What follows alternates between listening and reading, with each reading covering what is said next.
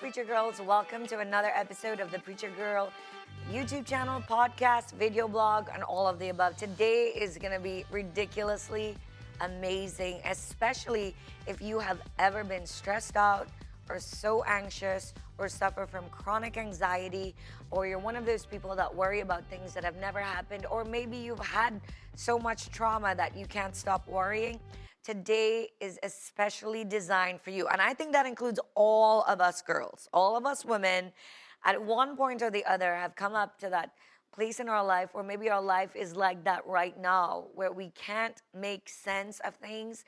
We're so stretched in every direction. Today, I am so blessed and so honored to have a panel, not just one, not just two. I have three amazing preacher girls, women of God, who are here today to help you reverse anxiety. We are here to not just tell you how to put a Band-Aid on your stress, but how to turn it around for good forever. So, before we jump right into solving all your problems and even world hunger, just kidding. Before we jump into solving this particular issue, I want to introduce you to my esteemed and amazing and beautiful and gorgeous, and I need to go get my hair done, panel of speakers today and preacher girls right here next to me. And most of you know her. You've seen her on the Preacher Girl Online Summit. This is Dr. Char Frye. She is a clinical psychology specialist. Dr. Char, thank you for being here. You honor us by being here today. Thank you. Right next to Dr. Char is your friend and my friend. You saw her last week, and here she is again with her hat. With her hat, guys. The beautiful and amazing and very, very prolific Pastor Lee Krinitz-Rivera. Hi, Lee. I love you. And on the very end over there, you know her, you love her. She's been on this podcast so many times before. She's a pastor right here at Hope NYC Church, the principal of the Ark Academy. She has a degree in counseling, and she's my sister-in-law, Pastor Danielle Ramdial. Hi, sis. Right there at the end. So how did I get all of them here together? Well, I sabotaged, kidnapped, and blackmailed each and every one of them to be here for you, because I want to make sure that all of you preacher girls know how to deal with your chronic anxiety. And in a post-COVID generation, especially when your teenagers are going crazy, and it's so wonderful because both of these ladies on the end here, one of them has 4 children, the other one has 5 children. I'm like, how do you guys do this thing? And look at them. They look like they're in their 20s. But they obviously have a secret. And I've brought them all here today and Dr. Char to talk to you about what these secrets and solutions are. We're just not going to talk about being stressed out. We're going to talk about how to fix it. You guys ready? Ready. All right. So, Dr. Char, I want to start with you. And you've talked about 4 phases. You have a 4-phase strategy to dealing with anxiety. Am I right? Mm-hmm. Okay, so you take it and you start, and then we will jump in from there. Well, with the 4 phases, it's a signature process that I developed through the years, just for my own self and for others in ministry and in my work, in my professional work. But the signature process, if we can make a decision, if we can choose a leader, and we can do transformation, it's a process all in itself. It's a lot of practice. And then we can automate that.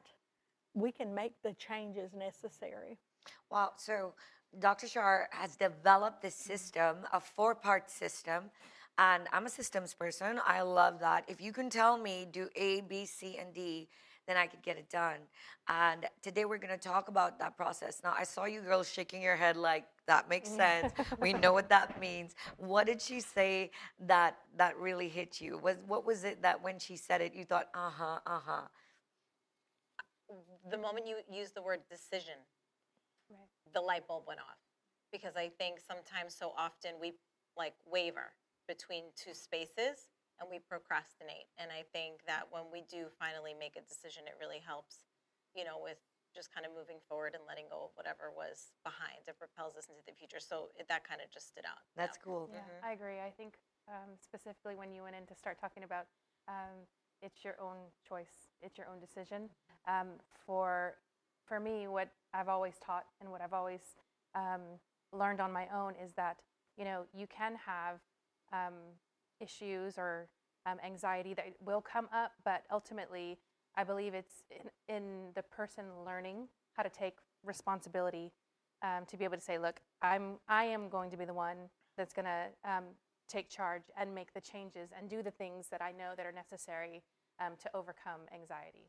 So I love that. And Dr. Char is going to walk us into the beginning of this, because it seems like we all agree, and I can attest to that, because every great change in your life has to start with you making up in your own mind, with you drawing a line in the sand and saying, here's the decision I've made. So, Dr. Char, when you say you make a decision, this is a non-negotiable, right?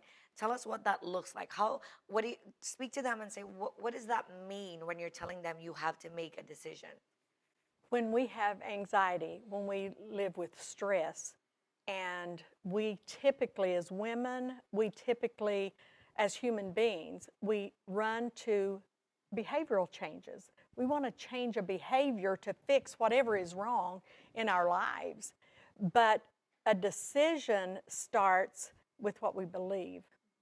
And changing behaviors is really good and easy when we understand that something has to change. But when we do it from behaviors only, it's not sustainable, because habits work until they don't. Willpower comes with a battery life. Motivation comes in waves. If you've ever tried to lose 10 pounds, you know exactly what she's talking about. So true. Habits work until they don't. Right. And motivation comes with a battery life. Mm-hmm. Write it down, put it on your Twitter, do all the things, because it's true.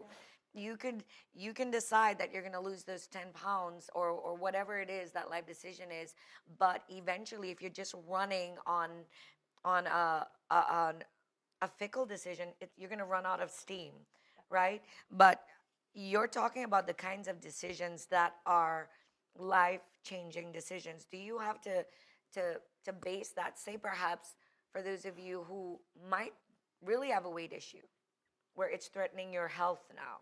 Is that what you're talking about when you say make a decision? Make that super practical for us. What did it look like for you? Well, before the decision, I had to understand that it was dealing with my beliefs, because we came with this OS. We came with this operating system. We came with this brain. We created, it was given to us, and we get to run the thing. But when it was given to us and we just let life happen, we can't help it. We don't know what's going on. We don't understand it. Well, when we understand that it starts with our beliefs, and when we really get that our beliefs is what makes the changes, then we can start, with just one decision. And it's a decision you can't afford not to make. So the biggest problem with the 10 pounds, whether it's stress over that or stress over something humongous, if you don't change what you believe, you can't get the behavioral change to stay sustainable. And in so doing that, we come up with one decision. We decide, what is that one decision? Because that brain that we come equipped with, 90% of it is running on your subconscious. Right. Only 10% is running on your awareness. Right. So you're running on that awareness until the habit wears off because you get too hungry or whatever your issue is. And the truth is, if you change a belief, if you change that belief, that 90% that it runs on, there's a little pattern I've made that you can walk through these little steps and you can get there. But if you don't first make the decision to change, and whatever that is, what is the belief that's holding you back there? So how do they find that belief? Let's say you have a very unique situation where you, if you know Pastor Lee's story, she at 3 months old was sold or adopted illegally, or adoption fraud was committed against her as a 3-month-old baby from Colombia, who ends up living in the United States and has and it's thrust into an abusive relationship, a parental relationship, where I'm sure your belief and programming was messed up. So I know you're identifying with what she's saying. What kind of belief did you have to get a hold of and change in your own mind? I mean, the first and probably the most obvious one is just having an orphan mindset. Wow. Being rejected, just constantly being rejected. And you used a word earlier, transformation, which really resounded with me because when we were here for Immersed, it reminded me, right? It's up here in the mind first where we have to be transformed. And so for me, I feel like that transformation began to set in, taking me from one identity into the next because of the word, because of the word of God. And I really, my mind, my system, my OS really underwent just a whole reset. It was just the whole reset button got switched, and I was able to see things differently. And obviously it's more complex than that, and that's just sort of an overall picture. But yeah, I think that orphan spirit, that orphan mindset, that I would never be accepted anywhere that I ever went. And yeah, that's... So what happens is until you're 7 or 8 years old, your OS gets filled up by those that nurtured you, or sadly, those that did not. Right. And then from 7, 8, and on up, you start filling it up with those good things that you want it to be, and things that are not. Then as you become an adult and we become Christians, we start filling it up with the right things, and so we put the word in. But still sometimes the stress and things linger because we've not changed some of those beliefs that are embedded in there. Right. Now the things that I'm doing these days, I'm a little weary of helping people not drown. I don't want to do that anymore. Wow. I've spent years learning how to keep people from drowning. I want now to create mental health. Right. And in so doing, the things I'm doing right now really is not about going into that inner child, which is good work. Right. But now you need a skill. You're out doing life. Absolutely. You need a skill. And so the transformation I'm talking about is bam, bam, bam, bam, learning some steps that you can practice and automate. Because what we want to automate is to get back from a belief that maybe has kept you in anxiety with some of those things. But we want to get you to where you can practice steps so that it's automated, and so 90% of your time, it's working for you, so that when something comes up that used to be identified with some of that past, now it doesn't happen. You don't even know it. Why? Because it's like a doctor, get your reflex. Your spiritual reflex goes back to the word because you've changed it. Not that you didn't believe the word, but now you've got a spiritual reflex in place because you made a non-negotiable decision. Yep. And changed your belief. Yes. And I completely understand that about changing your belief, because I know in my own life I had to change some very, very strong but wrong beliefs about myself too, based on my childhood. Yes, sis, can you identify, and can you talk to that a little bit? Absolutely. I definitely can hit spot on, Dr. Char, whenever you were referring to it is an operating system that when you implement it, the mind works really beautiful. The way God created it is called neuroplasticity. And so the more you create, as Dr. Char explained, steps, right? Your mind functions that way. You have to have specific things that you do every day, even if you don't think you do. You wake up, you brush your teeth, you go to the bathroom, you do all those things like clockwork. Well, if you are implementing those same rules or routines, if I will, in dealing with anxiety, it becomes something that your brain will start to accept and receive. And the more you implement it, the more your brain creates neuroplasticity to where it becomes, like you said, like clockwork. It just becomes something that you can't imagine that you have waited so long to have to implement it every day in your life, because you're like, why didn't I do this before? And so, yes, I could definitely attest to that part. It definitely was something that, for me personally, I knew that in dealing with my own anxieties once upon a time, that it was until I created those steps that I was able to say, okay, even if I felt the anxiety, even if it was still there and I knew that there was just, I called it decay, because you've lived through it and you've processed it, but you've got decay now. And so you want to do better. And it's until those steps are put into motion every day, even if you don't feel it. Sometimes you just feel, okay, I'm going to do it, even though, it may not feel like that something's happening. I know on the other side of my anxiety, I'm like, wow, it really did make a difference for me to follow those rules, those everyday tiny little routines. The example I can think of is if I said, stand up, please, and you stand. Oh, okay, you may be seated. How much time did you spend thinking about that act? Well, 2 seconds, a minute, nothing? Oh, yes, you did. Your brain did all the work it did when you were a baby, when you were digging yourself up on the side of that crib, and then you plop your little butt back down, and then you stand up, and then you plop your little self back down. You practiced. You practiced. Yeah, definitely. And you remembered all of those things at the time because you had to work at it. But once you automated that, once you automated that practice, you can get up, get down, you don't even think about it. You can do that with spiritual reflexes. What a great analogy. And think about it. Think about the next time you feel overwhelmed and stressed out and anxious, that your brain, without you telling it, breathe,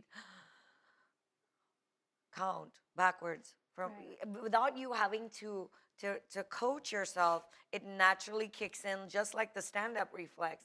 And this is what Dr. Char is saying. She's saying, I've found 4 easy processes, 4 things that you can implement to make sure that you teach yourself, you train your brain for that neuroplasticity that Pastor Danielle was talking about, that you can train your brain to respond differently to anxiety. So you can get rid of it instead of just putting a Band-Aid on it. How many times have you been stressed out about something and then got distracted only to be stressed out about it again and again and again until it becomes a compounded stressor in your life? Some of you are still dealing with things from way back when in your childhood that you've been unable to release and unable to get over. So Dr. Char, what after they change their belief and get a new, I guess, what is it that you're doing? Do you have new language for it, or is it just a new system in your mind? When that's done, what's the next step? Well, there's the getting the belief totally automated is the process. So now there's steps in that. So once you make a non-negotiable decision, a decision that you can't afford not to make. My son was about 9. I was in intensive care, blood pressure issues, diabetes, and he was laid into my arms when he was 22 days old. And I didn't want him to change mamas again. And so I made a non-negotiable decision. I was going to take care of this old girl. I was going to take care of his mama. And that was the decision I couldn't afford not to make. Right. And so when you make that decision, then there's, you choose the leader of the OS. You've got to choose who's going to lead this machine, because that's what it is a machine.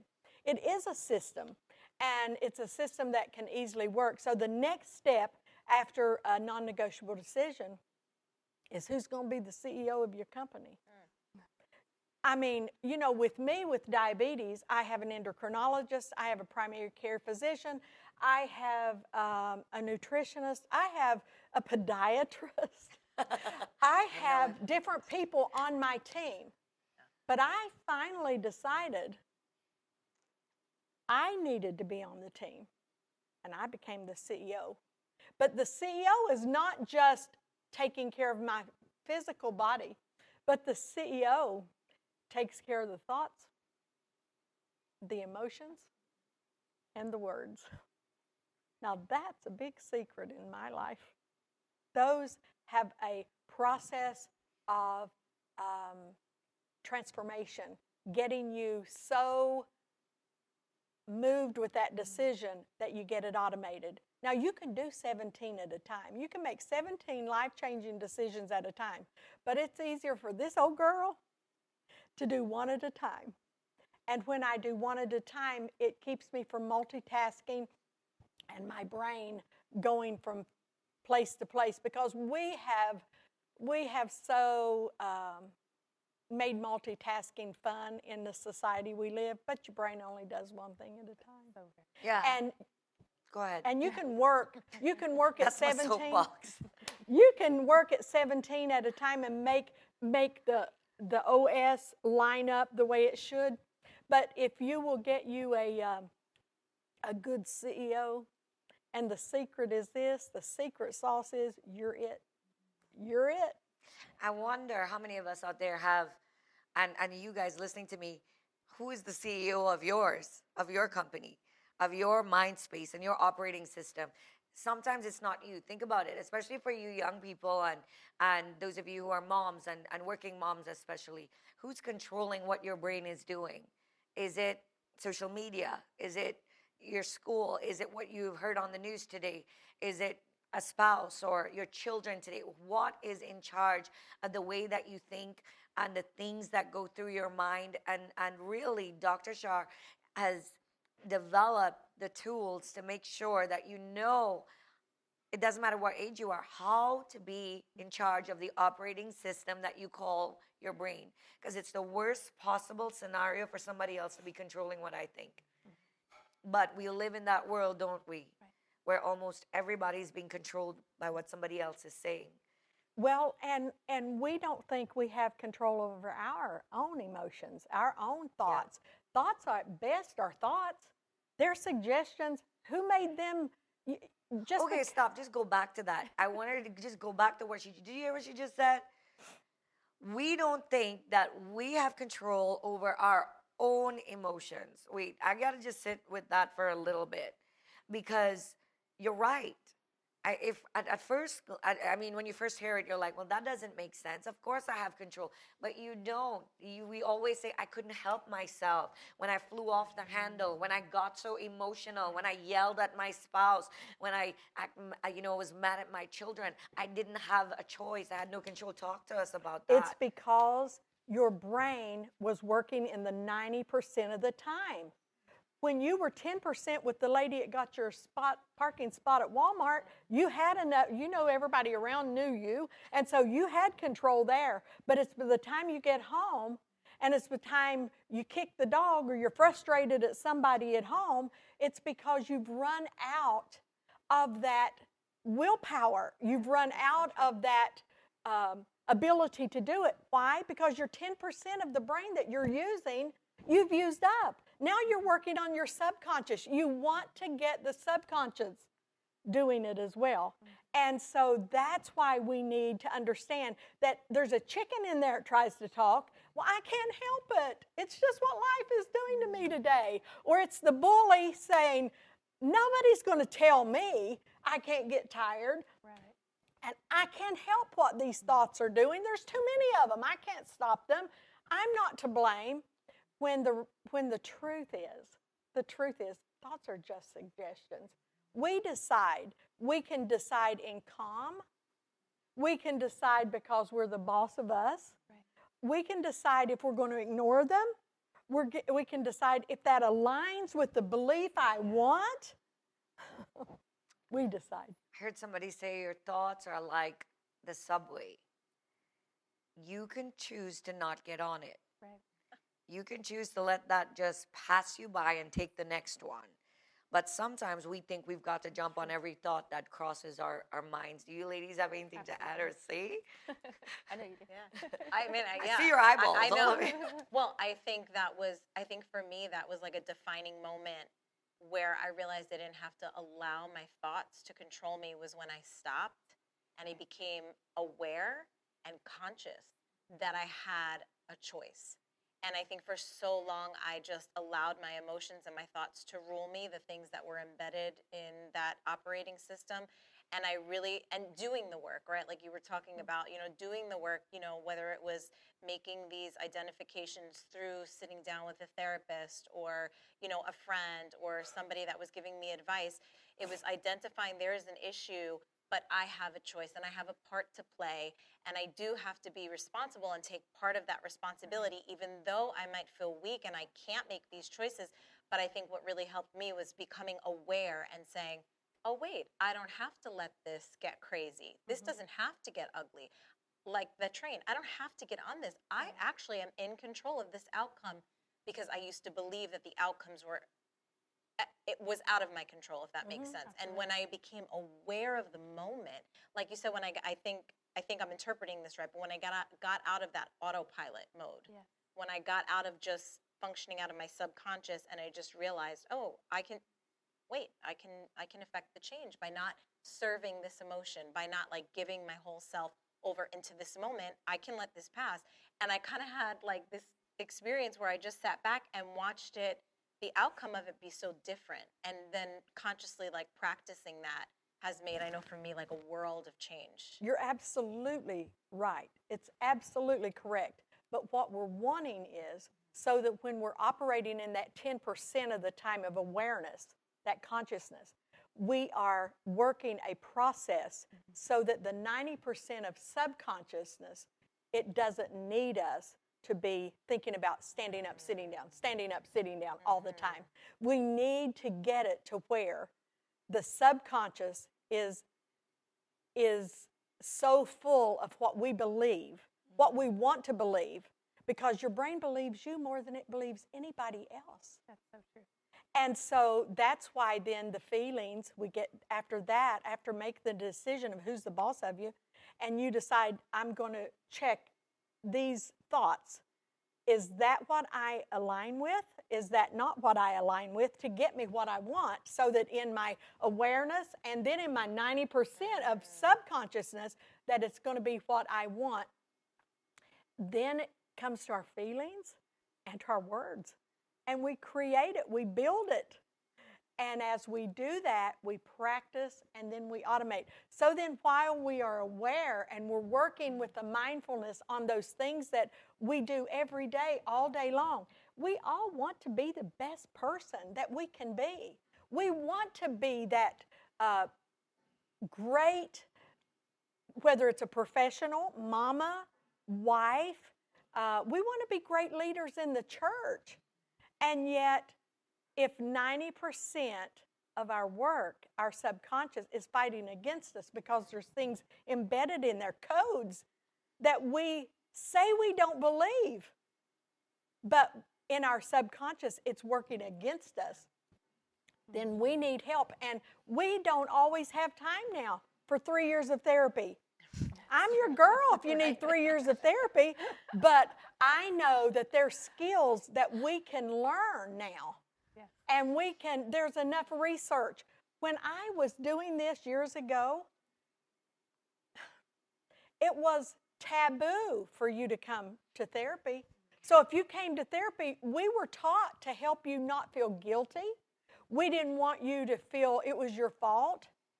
And so you came to us and we wanted to soothe that and let you feel accepted in that space.